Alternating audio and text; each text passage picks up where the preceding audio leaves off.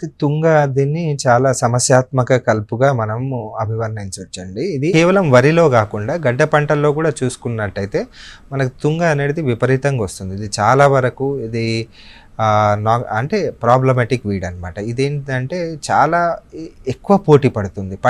పంటతో విపరీతంగా పోటీ పడి అందులో ఉన్న ఆ నేలలో ఉండే తేమ కానీ, తేమతో పాటు ఉండే పోషకాలు కానీ విపరీతంగా తీసుకుంటుందన్నమాట. ఈ తుంగను నివారించుకోవడానికి మనకు చాలా రకాల అంటే మనకు పంట వేసిన దానికంటే ముందు తుంగ లాంటి పొలాలు ఏమన్నా ఉంటే ముందే మనం నివారించుకుంటే చాలా మంచిదండి.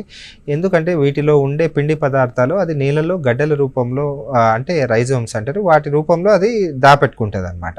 మనం ఎప్పుడైతే వాటిని ఒకసారి నివారిస్తామో ఇమీడియట్గా ఒక 2-3 రోజులకు మళ్ళీ నీళ్ళలో నుంచి మళ్ళీ తుంగ మొలక వస్తుంది అనమాట.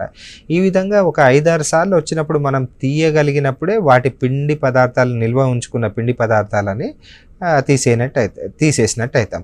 జనరల్గా అయితే మనము వేసుకోనప్పుడు మనకు ఎలాంటి పంట లేనప్పుడు మనకు గ్లూఫోసినేట్ అమోనియం కానీ పారాక్వాట్ అనే మందు అనేది దొరుకుతుంది. ఈ గ్లూఫోసినేట్ అమోనియం కానీ పారాక్వాట్ కానీ మనం తుంగ మీద స్ప్రే చేసుకుంటే ఇది direct non selective herbicide, direct అది చనిపోయే అవకాశం ఉంటుంది. లేదు అన్న పక్షాన మన క్రాప్ మధ్యలో ఉందంటే కొన్ని పంటల్లో ఫర్ ఎగ్జాంపుల్ మనకు ఇందులో చూసుకున్నట్టయితే మనకు మెయిజ్లో కానీ వాటిలో కానీ కొన్ని రకాల స్పెసిఫిక్ రసాయనాలు మనం తుంగను నివారించడానికి దోహదపడతాయి అన్నమాట.